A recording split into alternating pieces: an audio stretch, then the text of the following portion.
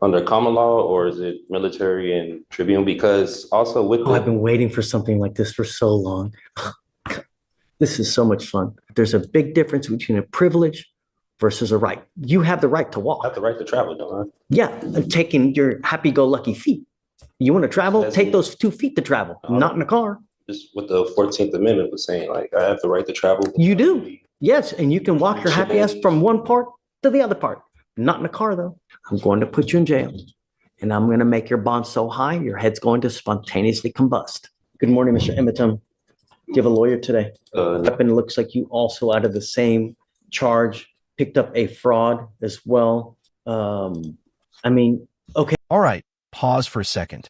This is the classic sovereign citizen argument, claiming you're traveling, not driving.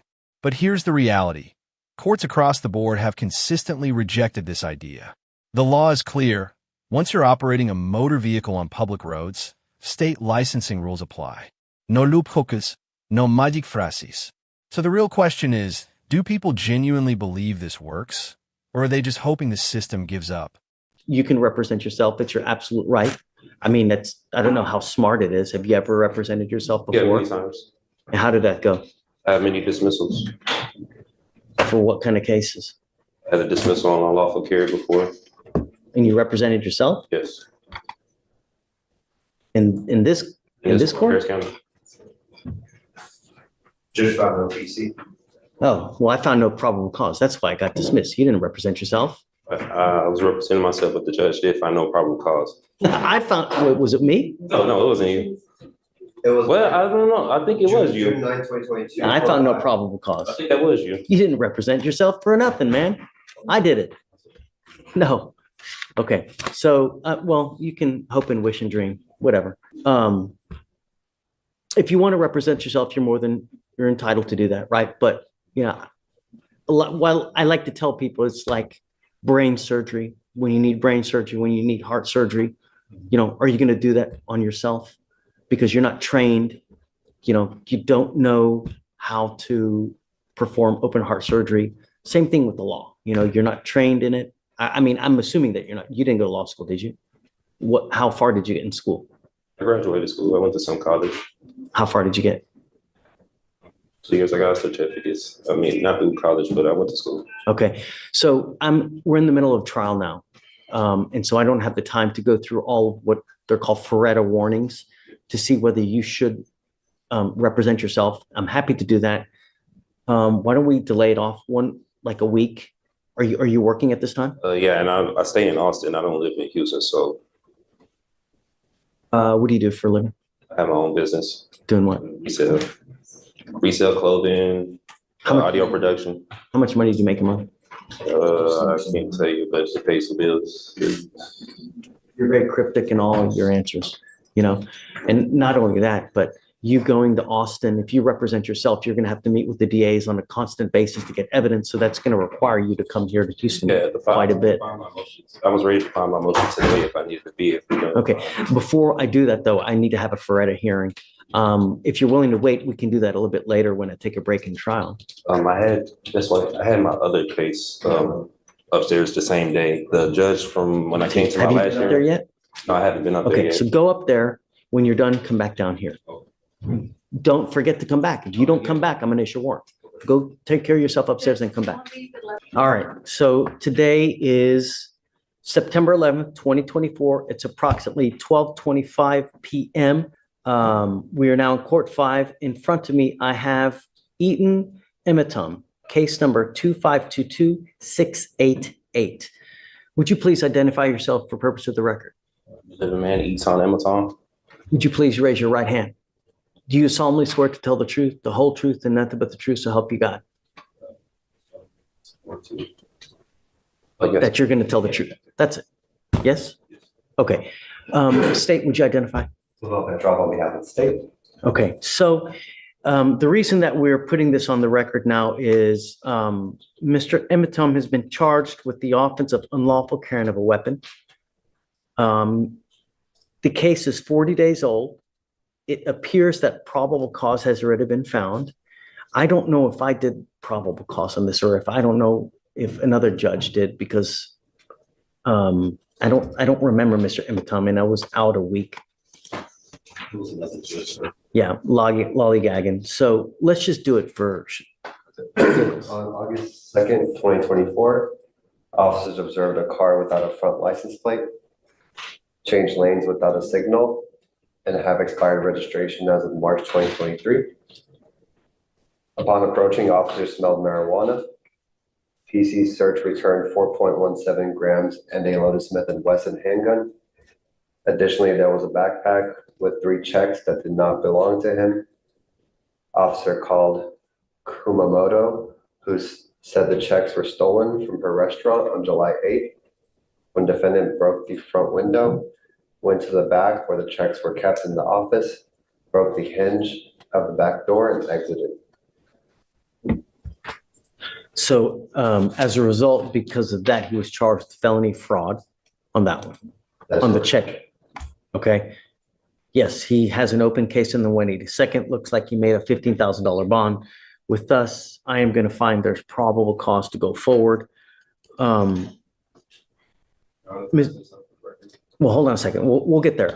I'll let you say your piece, but do you have a Texas driver license? I have a U.S. private property number with the FMCSA. What my vehicle was on there, it was sticker tags, everything with my business, the Amazon Estates. That's with the Department of Transportation.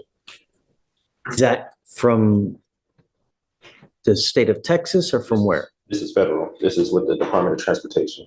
Okay, but you still need a Texas driver license and you need registration and I did all my steps with them because it was private property that I had. They said I didn't, if I didn't need to get registration with the state of Texas because I registered it. And they said that would be my voluntary, but since it's private property, I wouldn't have to register it. Okay. From what I know of the law, you need a Texas driver license to be able to drive. This is, what jurisdiction is this case being tried on? That's what I'm trying to, because I'm kind of don't know what it's being tried on. It's criminal, civil, criminal. Yeah. So right. You're facing jail time, right? I believe so. But weren't you taken to jail? Yeah. So that wouldn't lead you to believe it's criminal, right? Yeah, but under common law, or is it military and tribunal? Because also with I've been waiting for something like this for so long. This is so much fun. I'm just trying to see what I'm being tried on, because what I was told with the U.S. side, I wouldn't have to register with the state of Texas with the registration or licensing. I do have my own place with that vehicle too. And this is the moment where that argument falls apart completely. The judge isn't debating theory. He's calmly explaining jurisdiction and criminal law in plain terms. Federal paperwork doesn't override state laws, and calling a vehicle a private conveyance doesn't protect you. Notice how composed the judge stays. That's deliberate. He's making sure it's clear on record that the defendant understands the law. So what do you think? Is the judge being patient, or is he setting the stage for what comes next? As well, so. Do you need a license to drive? A Texas driver license? That's it. You either have one or you don't. The federal government has regulated to the states through the Constitution that they have allowed the states on their own initiative to create laws regarding driving on highways and byways. So that's why you see every single state has different requirements for licensing, insurance, mode of transportation. The federal government has somewhat to do with it, but by and large, they have delegated to the states that they are their own entity with regard to creating laws in their specific highways. So that's why every single state has a different type of license, different type of insurance. Like the Texas driver license is white versus Arkansas might be yellow or red, or Hawaii might be. So that's every single state has their own laws with regard. In Texas, you have to have a Texas driver license. You also have to have liability insurance as a minimum in the event that you get into an accident. Those are the two main requirements that you need to drive. If you're going to drive a vehicle, it also has to be registered so that they know that you're driving the vehicle and that you own it or have the right to have that, so it's not a stolen vehicle. I own the vehicle and everything. When I was here the last hearing with the judge, like what he was saying, he said that when it had applied to me, but he was going to see what they were going to say about the other court about the probable cause of stopping me, because he said registration when it had in the front license plate when it had applied to me. It does apply. It applies to everybody. Everybody has to have a back license plate. They also have to have a front license plate. And so much, they also tell you where it has to be on the car. They regulate, you can't put it in the windshield. State, right? State, Yeah. right. They tell you where it has to be. You can't put it on the windshield. You can't put it on, like on, what's it called? On the light. It's got to be right there. They even tell you how many centimeters it's supposed to be from the street to the actual place on the car. That's how bad the state of Texas micromanages all these things. They even tell you how many damn centimeters it's got to be on the car. So you have to have a front license plate. You got to have a license, got to have insurance. So if you don't have that, you can't drive. And that's it. I stated to him I was traveling. I wasn't arguing with him, but I was traveling. I wasn't making commerce. I used to do medical transportation, so I'm kind of aware with licensing and registration and everything. That's why with my private vehicles, I did that with the US DOT instead of the state. And I didn't know that was correct. You need a license. It doesn't matter whether you're saying you're conveying, whether you're traveling, whether you're, driving. It's a privilege. It's not a right, right? There's a big difference between a privilege versus a right. You have the right to walk. I have the right. You want to travel? Take those 2 feet to travel, not in a car. Just what the 14th Amendment was saying, like I have the right to travel. You do. Yes. And you can walk your happy ass from one part to the other part. Not in a car, though. Not without a license and insurance. Was on there from what I did this with the Department of Transportation. They said automobiles were on there, carrier, bicycles. They're wrong. I'm just telling you now, they're wrong. Whoever told you that, whoever, where you got that, it's complete. Because imagine this, Mr. Emmett, and I've seen this before, that you get into an accident, right? And you kill a 5-year-old kid. What's going to happen at that point? Whoever owns that car, the other people, they're going to come after you. They're not going to go after they're going to come after you. The first thing they're going to do is, do you have insurance? And if you don't have insurance, they're going to sue you.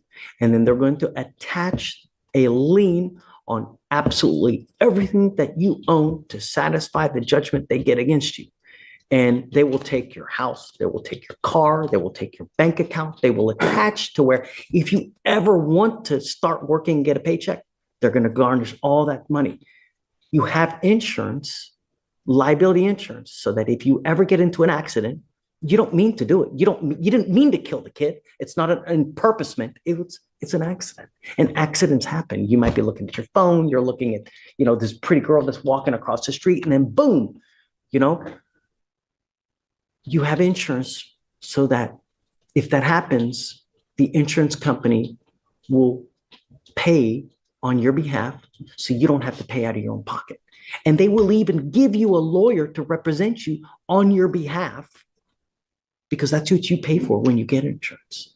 If you get into an accident, lawyers usually call you and say, hey man, tell me what happened. Was it your fault? Or was it the other people's fault? Because we want to know who to pay. And that's why for $30 to $40 a month, you get insurance for that very purpose. And I've seen people come here, they have killed someone and they get a $250,000 judgment against them. I've seen it. And God, you'll never dig yourself out of that. So the conveying, this, that, you need a license. You got to have insurance. And we do it with every single person that comes in. Can I say for the unlawful carry, the possession of marijuana, the person that was in the vehicle told the officer it was legal hemp that they got from the store. They have receipts and everything in Texas. You can have legal hemp. They got it from the store. Even told the officer it was theirs. He pulled me out the car. He didn't ask for any paperwork. Now you're making the apples and oranges, right? Now we got to test it. Is it weed? Oh yeah, is it hemp? Understand that takes time, but you also need a lawyer to represent you. I found my own discovery. I was representing myself pro se. And you can do that if you want. Yeah. but we have to go through a series of questions. I represented myself plenty of times. I had dismissals here from Harris County. And for purposes of the record, so Mr. Emitom had a case with me here. It was actually June 7th of 2022. He was charged with another gun case, and that was with Victor Victoriano. God, that was a great DA too. And I found no probable cause in that case. Now, this is where things get risky. Choosing to represent yourself in court can backfire fast. That famous warning about self-representation isn't just a quote, it's real. Once someone waives their right to an attorney, every mistake sticks. There's no redo, no blaming legal strategy later. The judge is practically offering a safety net, and it's being refused. So be honest. If you were facing serious consequences, would you rely on internet theories or trust a qualified lawyer? Right. So you didn't represent yourself in that case. I found no probable cause and they dismissed it. They didn't have to dismiss it, but they did dismiss it. So other than that case, have you ever represented yourself? Yeah, many times. I have dismissals all through here from Harris County. Traffic violations. You're welcome to do it, and, who's one of the worst, who's one of the best presidents that in history that you can think about right now? Wonderful to me right now. You can't think of one good president that we've ever had? I don't know any. Abraham Lincoln, he wasn't good? I never met him. I don't know about him at that time. Abraham Lincoln said something. He goes, you know what?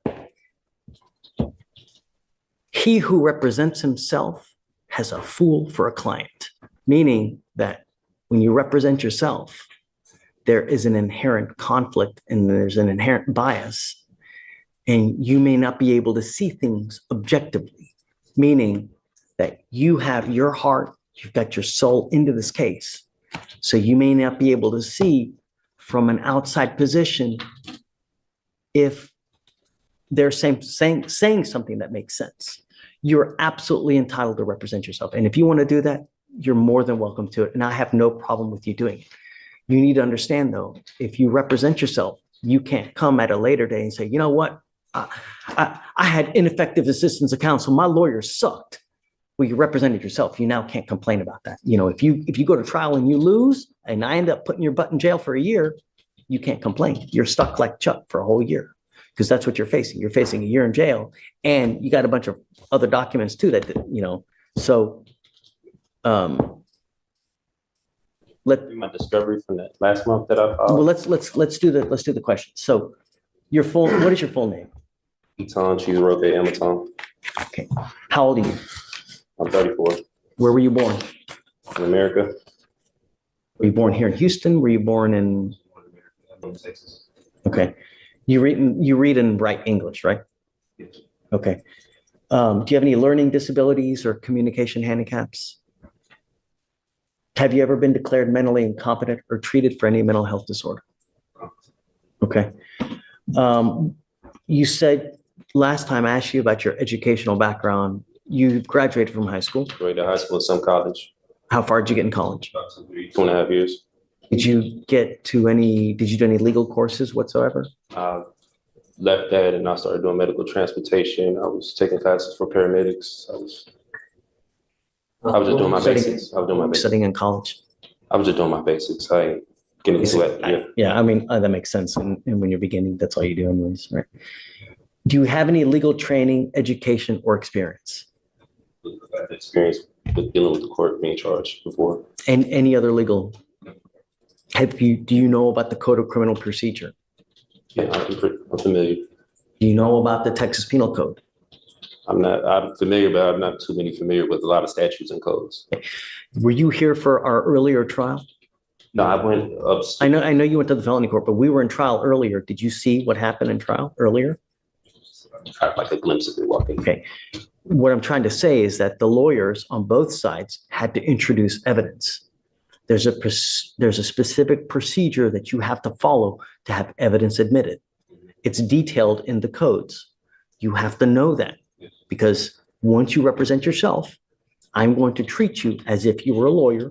I will hold you to the same standard. And I'm not here to put you through law school because I have way too much drama as it is. I don't need any more drama, right? So If you don't do it the right way, I'm going to shut you down, right? I like to be nice to people, but I'm not taking you to school. Do you understand this? Do you understand the charges against you? No, I don't understand the nature of it. Okay, you're charged with unlawful carrying of a weapon. You're facing up to a year in jail. What they're saying is that you unlawfully had a weapon. As a result, you were charged, and now you're facing up to a year. Do you understand? Yeah, what they're telling me, but I still don't understand like why I went to jail for that. So that's why What do you not understand? the court procedures or No. I'm asking about the nature of the charges. No, it's not. Don't talk about the procedures. Don't talk about the licensing, about the conveying. Yeah, I know No, I'm getting charged for unlawful carry. And right. the Do you understand that? yeah, what's going on? Okay. You have the right, or you understand the range of punishment that you're facing a year, correct?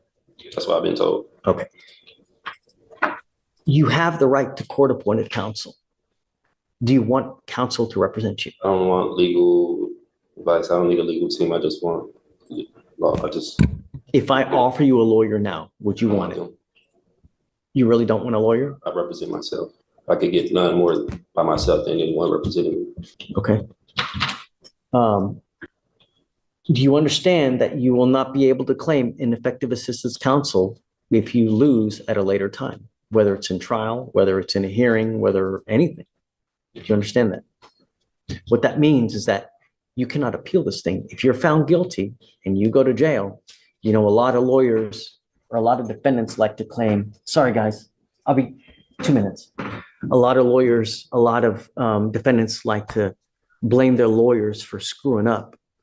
And they say, hey man, my lawyer messed up. I can tell you, like, that's the number one thing that defendants complain about. And probably, I don't know this for sure, but I would suspect probably the number one reason why cases are overturned because of ineffective assistance of counsel, meaning that a lawyer, for one reason or other, messed up so bad that their cases have to be redone. You cannot complain about that at a later time. I've seen that many times. That's why I'm representing myself. But you can't, if you mess up, you cannot appeal this thing. Do you understand? Once, and if you are found guilty, that's it. Do you understand?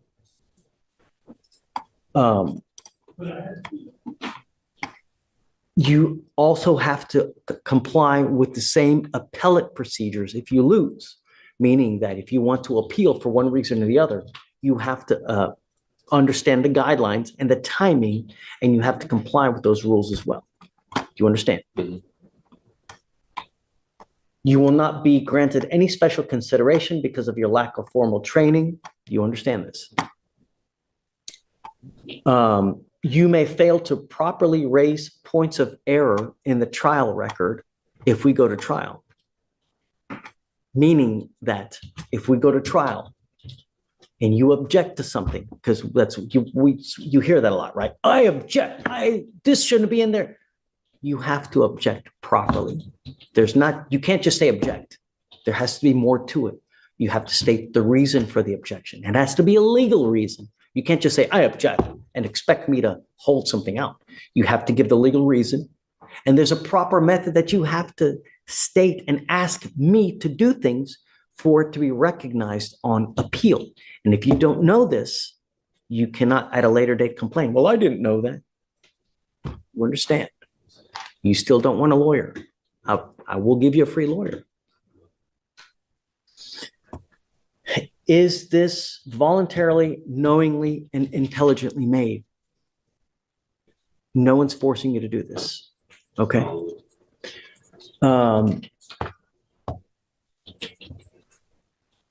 Knowing all this, are you sure that you still want to represent yourself?